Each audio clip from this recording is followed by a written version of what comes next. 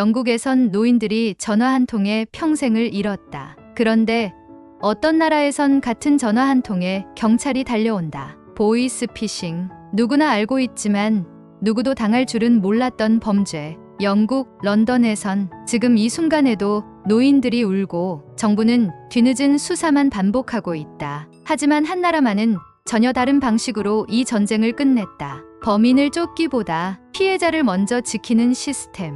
기술이 아닌 철학으로 움직이는 사회. 그리고 지금 그 나라의 시스템을 배우기 위해 FBI와 유럽 수사기관들까지 찾아오고 있다. 그 나라는 어느 누구도 예상하지 못한 나라였다. 바로 대한민국. 이 영상은 한 영국 수사관의 시선을 통해 본 세상에서 가장 조용한 전쟁, 그리고 그 전쟁에서 이긴 나라의 이야기입니다. 그 전에 딱 1초만 구독과 좋아요 꾹 눌러주세요. 안녕하세요. 저는 마리사 벤틀리라고 합니다. 영국 국립범죄수사국, 줄여서 NCA에서 사이버 범죄 분석관으로 일해온 지 12년이 넘었습니다. 제가 이 이야기를 전하게 된 건 지금도 믿기지 않는 어느 나라에서의 경험 때문이에요. 그곳은 예상치 못한 방식으로 저를 바꾸었습니다. 그리고 지금 이 순간에도 제 책상 위에는 그 나라의 경찰청에서 받은 배지가 놓여 있죠. 이 이야기는 기술에 대한 것이기도 하지만 결국 사람에 대한 이야기입니다. 그리고 그 시작은 참담했던 어느 겨울 아침 런던에서였습니다. 그날도 어김없이 저희 부서에는 신고와 데이터가 쏟아졌습니다. 연달아 발생한 고령자 대상 보이스피싱 사건. 수천 파운드에서 많게는 수십만 파운드에 이르는 피해. 피해자들은 대부분 65세 이상의 은퇴자 혹은 독거노인이었습니다. 그들 중 일부는 평생을 아껴 모은 노후 자금을 단 몇 분 만에 잃어버렸고, 어떤 분은 가족을 돕기 위해라는 말에 속아 계좌를 통째로 비운 후 자책에 빠져 스스로 생을 마감하기도 했습니다. 저는 이런 사건들을 매일 데이터로 보고 있어요. 이름, 나이, 계좌번호, 피해, 그리고 사망이라는 메모. 하지만 보고서를 닫을 때마다 저는 점점 더 무력해졌습니다. 우리가 대체 뭘 하고 있는 걸까? 물론 범인은 추적합니다. 사이버팀은 IP를 추적하고 디지털 흔적을 조사 범죄 조직을 찾아냅니다. 하지만 모든 게 벌어진 후에야 시작되는 거예요. 사람들이 돈을 잃고 마음의 상처를 입은 뒤에야 저희는 움직이기 시작합니다. 제가 한 번은 상부회의에서 이렇게 말한 적이 있습니다. 피해를 줄이려면 시스템을 바꿔야 하지 않을까요? 범인을 잡는 것보다 피해자가 생기지 않게 해야죠. 그 순간 회의실 안 공기가 바뀌었습니다. 어떤 동료는 조용히 한숨을 쉬었고 상사는 고개를 저으며 말했죠. 마리사, 감정에 휘둘리지 말아요. 우린 시스템이 아니라 수사기관이에요. 그 한마디가 저를 철저히 고립시켰습니다. 정의란 무엇인지, 수사란 무엇인지 혼란스러웠어요. 피해자들이 쓰러지는 걸 보면서도 아무것도 할 수 없다는 무기력감은 이제 직업병이 아니라 제 존재 자체를 갉아먹고 있었습니다. 그러던 어느 날 제가 늘 함께 사건을 분석하던 동료 수사관이 조심스럽게 한 문서를 내밀었습니다.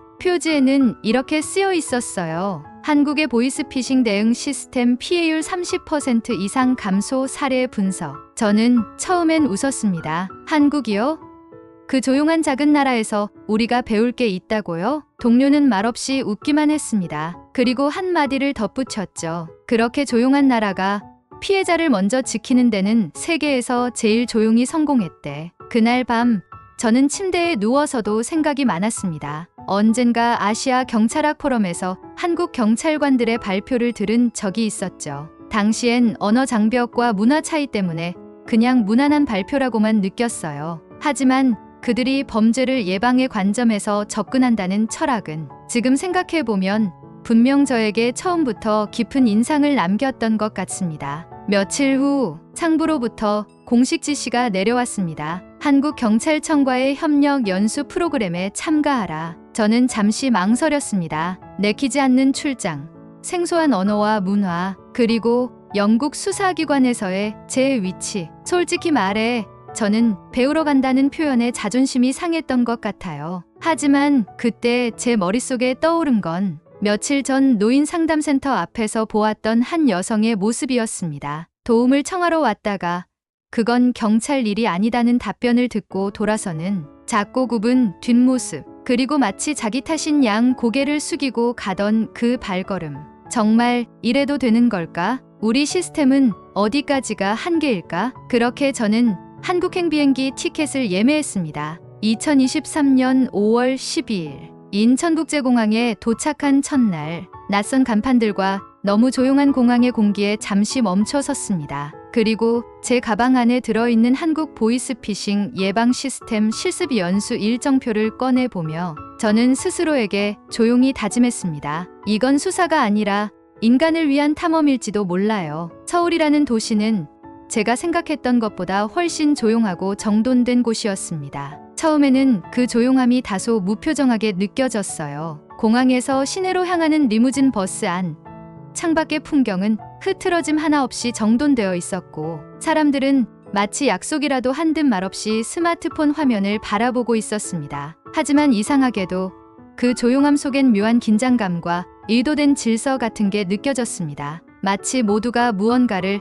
지키고 있다는 인상이었죠. 그리고 그건 곧 제가 만나게 될 시스템의 본질을 암시하는 듯했습니다. 첫 연수 장소는 서울 중부경찰서였습니다. 제가 예상했던 경찰서의 이미지와는 확연히 달랐어요. 회색 벽에 낡은 책상들, 지친 경찰관들 사이로 울리는 전화벨 소리 같은 그런 전형적인 풍경은 없었습니다. 대신 제가 들어선 공간은 마치 IT 스타트업의 본사처럼 모던하고 정갈한 분위기였어요. 각 부서엔 데이터 분석실, 사이버 수사대, 범죄예방기획팀 같은 이름이 붙어 있었고, 벽에는 경찰은 국민의 안전을 설계하는 사람입니다라는 문구가 걸려 있었습니다. 저는 그 문구 앞에서 한참을 서 있었습니다. 안전이라는 개념을 설계한다고요? 그건 제가 익숙한 수사의 언어가 아니었어요. 마리사 벤틀리님이시죠? 낯익은 억양이 섞인 영어로 말을 건넨 사람은 한국경찰청 사이버수사과의 서준호 경감이었습니다. 차분하고 정제된 말투,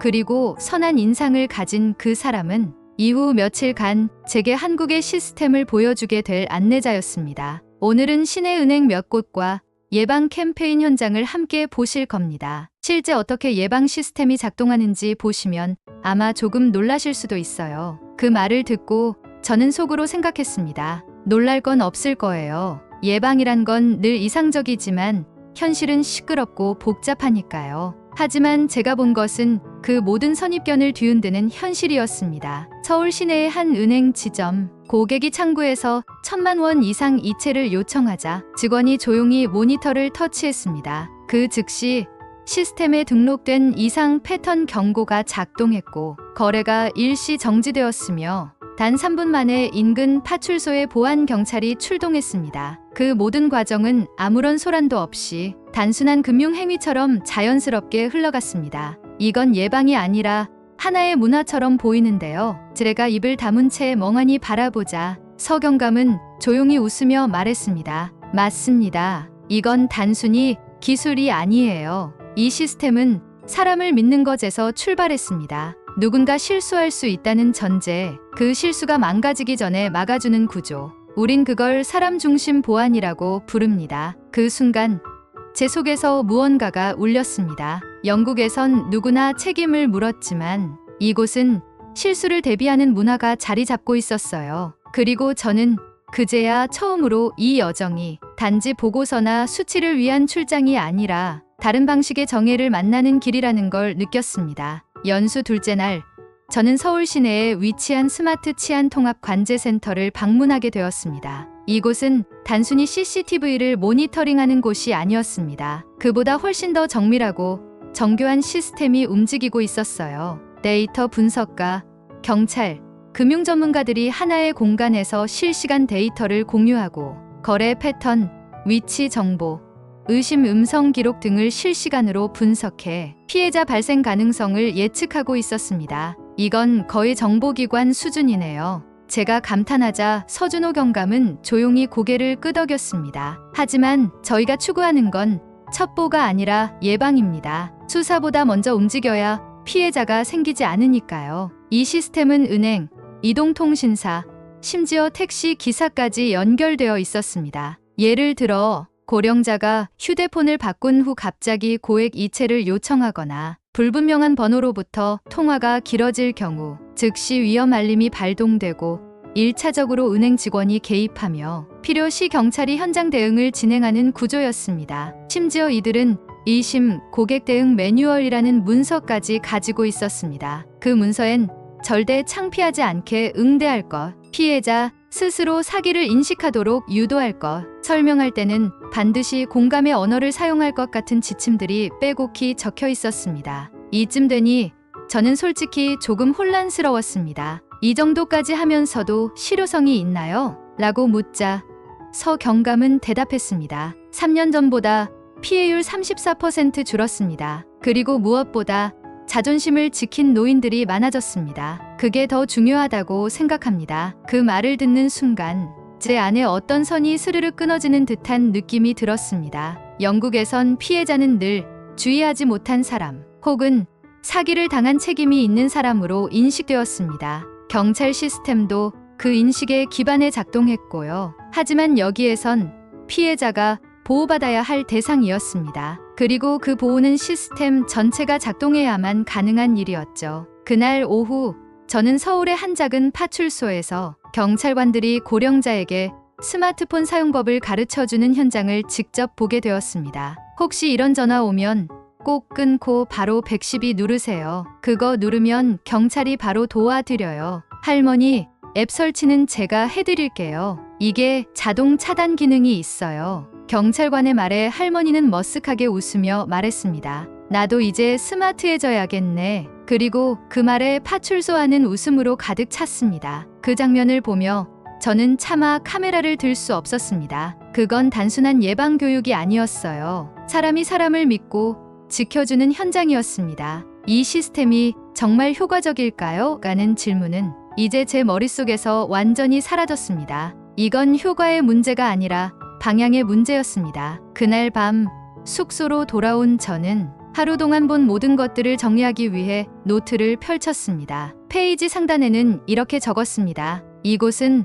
범인을 쫓지 않는다. 이곳은 피해자가 생기지 않도록 모든 시스템이 사람을 향해 움직인다. 그리고 그 아래엔 조용히 이런 문장을 덧붙였습니다. 내가 지금까지 해온 수사는 사람을 지킨 게 아니었을지도 모르겠다. 며칠 뒤 서준호 경감과 저는 서울 동작구의 한 지역 사회복지관을 방문하게 되었습니다. 이곳에서는 지역 노인을 대상으로 하는 맞춤형 보이스피싱 예방 교육이 한창 진행 중이었어요. 건물 입구에는 큰 현수막이 걸려 있었습니다. 사람을 노리는 범죄, 사람으로 막아냅니다. 그 아래엔 당신의 전화기 안엔 누가 숨어 있습니까? 라는 문구가 또렷이 인쇄되어 있었고 그 문장을 보는 순간 저는 다시 한번 멈춰 섰습니다. 이건 단순한 교육 캠페인이 아니었습니다. 공포를 자극하지도 않았고 과잉 홍보도 없었습니다. 그저 조용히 그러나 명확하게 일심할 줄 아는 힘을 주입하고 있었던 것입니다.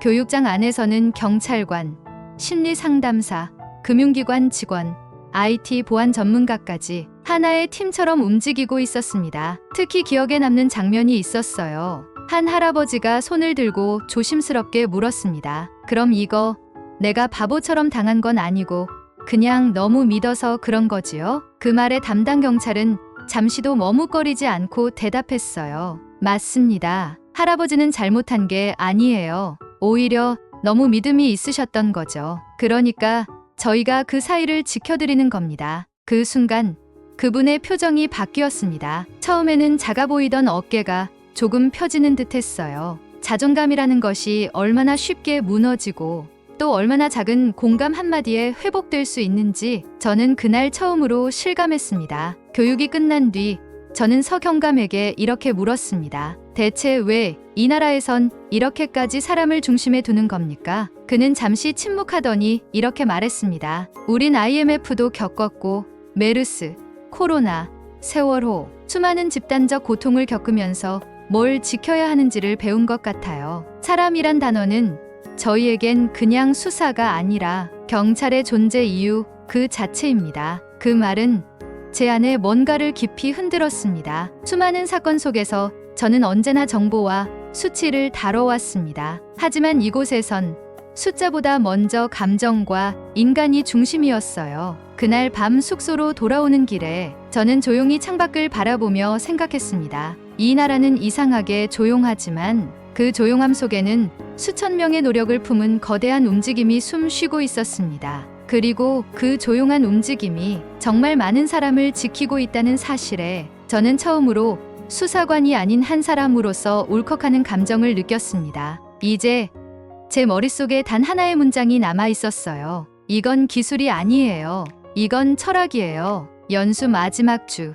저는 서준호 경감과 함께 서울 남부의 보이스피싱 통합대응센터를 방문하게 되었습니다. 여기는 한국의 보안 시스템이 어떻게 현장과 데이터를 통합해서 작동하는지를 가장 집약적으로 보여주는 곳이었습니다. 센터 내부에는 수십 개의 스크린이 설치되어 있었고 실시간으로 들어오는 의심 거래, 통화 패턴, 음성 AI 분석 결과 등이 쉴 틈 없이 전송되고 있었습니다. 누군가는 데이터 시트를 정리하고 있었고 누군가는 즉각 대응 지시를 내리고 있었습니다. 그들은 마치 하나의 유기체처럼 움직이고 있었어요. 그중 제 시선을 끈 건 한쪽 구석에서 AI 학습용 데이터셋을 검토하고 있던 청년이었습니다. 그는 소위 말해 비정규직 연구원이었고 공무원도 아니었고 경찰도 아니었지만 피해자 영명을 만들기 위한 팀의 일부로 자부심을 갖고 일하고 있었죠. 제가 감탄하며 이렇게 말했어요. 정말 놀랍네요.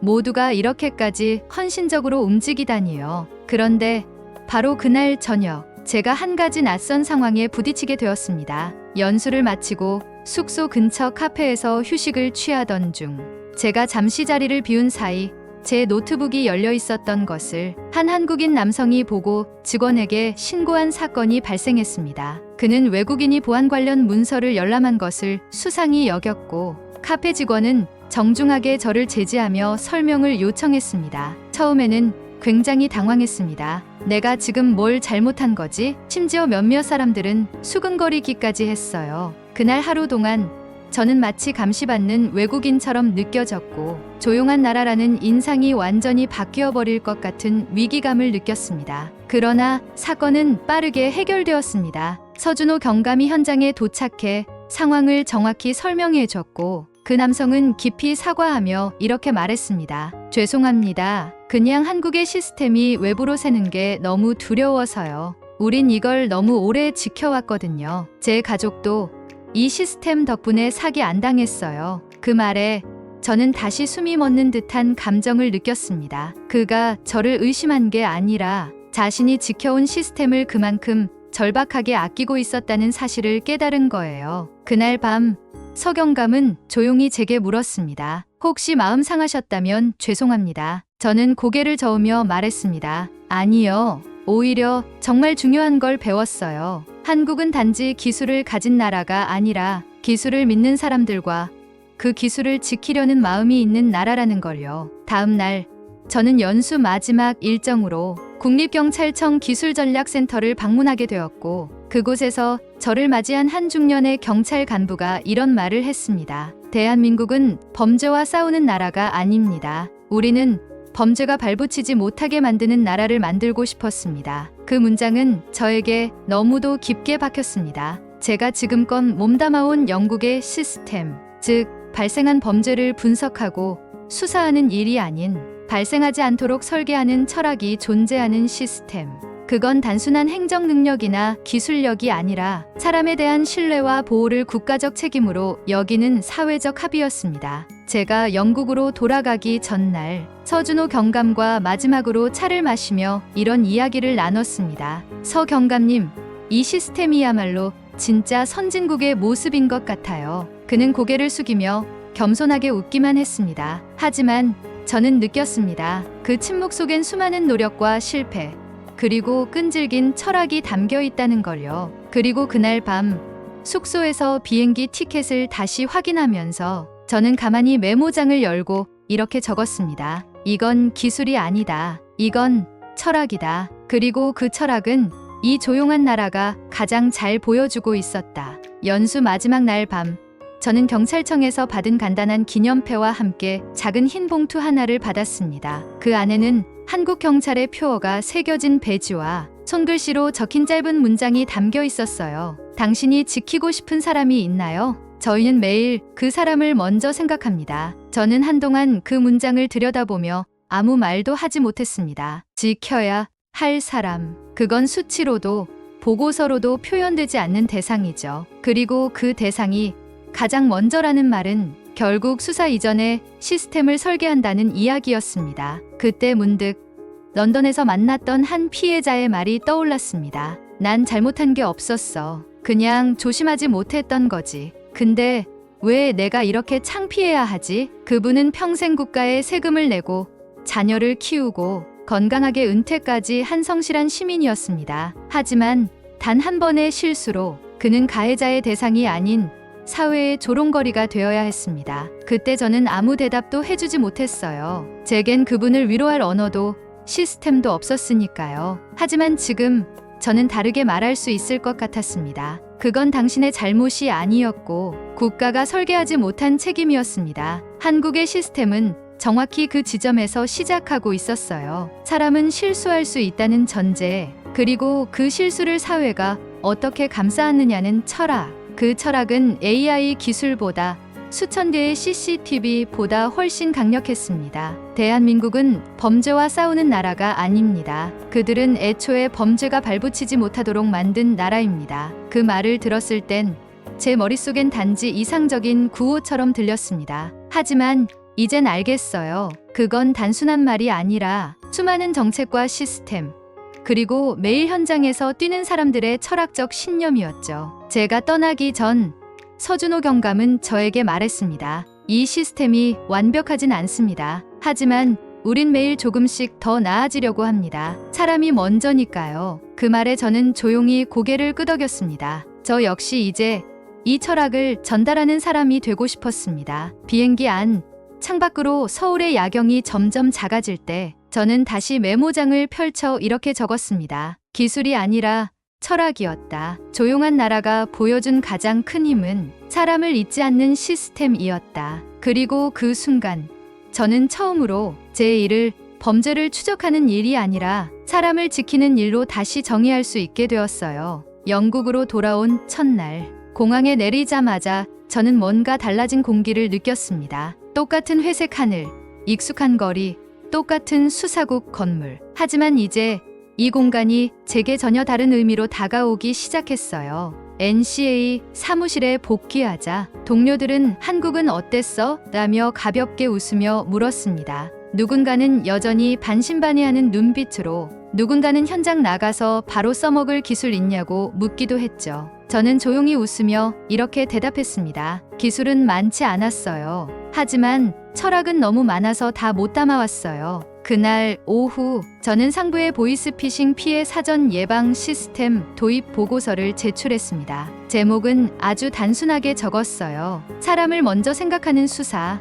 우리는 지금부터 다시 시작해야 합니다. 보고서가 올라가자 반응은 예상보다 거셌습니다. 비용이 너무 든다. 영국은 문화가 달라서 안 맞는다. 예방은 자원 낭비일 수 있다. 그 익숙한 회의실에서, 익숙한 반박과 시선 속에서 저는 한국에서 받았던 질문을 떠올렸습니다. 당신이 지키고 싶은 사람이 있나요? 그 순간 저는 주저하지 않고 말했습니다. 대한민국은 이미 그 질문에 답을 했습니다. 그리고 그 답을 시스템으로 만들었어요. 우린 아직 질문조차 던지지 않았습니다. 침묵이 흘렀습니다. 그리고 누군가 조용히 말했습니다. 당신은 그 나라가 우리보다 낫다고 생각하십니까? 저는 대답했습니다. 그 나라가 낫다는 게 아니라 그 나라는 다르게 생각했습니다. 범죄를 두려워하는 대신 사람을 먼저 지키는 방법을 고민한 나라였어요. 그리고 그 철학은 우리에게도 반드시 필요합니다. 며칠 후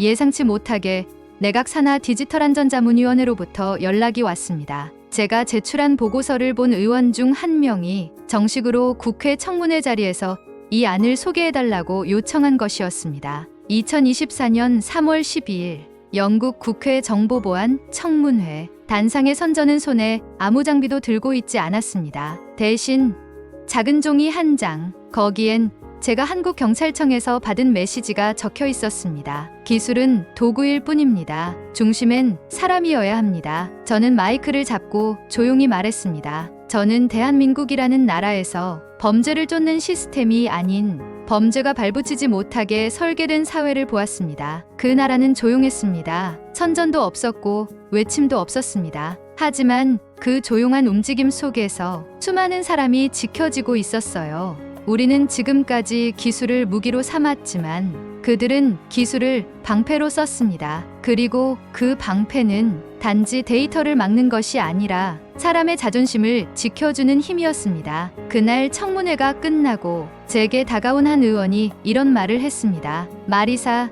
당신이 말한 사람을 지키는 철학. 그게 바로 우리 사회의 가장 부족한 부분 같네요. 한국이 참 대단한 나라군요. 저는 미소 지으며 대답했습니다. 예상보다 훨씬 조용한 나라였지만 그 조용함 속에서 세상을 바꾸는 철학이 움직이고 있었습니다. 이후 영국 NCA는 대한민국 경찰청과 공식적인 정보 교류 협약을 맺게 되었고 저는 예방중심 보안 전략의 정식 책임자로 임명되었습니다. 지금 제 책상 위엔 한국 경찰청에서 받은 배지가 놓여 있고 그 옆엔 이렇게 쓰여 있습니다. 사람 먼저, 기술은 그 뒤에. 그리고 저는 이제 확신합니다. 정말 강한 나라는 목소리를 높이는 나라가 아니라 사람의 실수를 감싸는 나라입니다. 그 나라의 이름은 바로 대한민국입니다.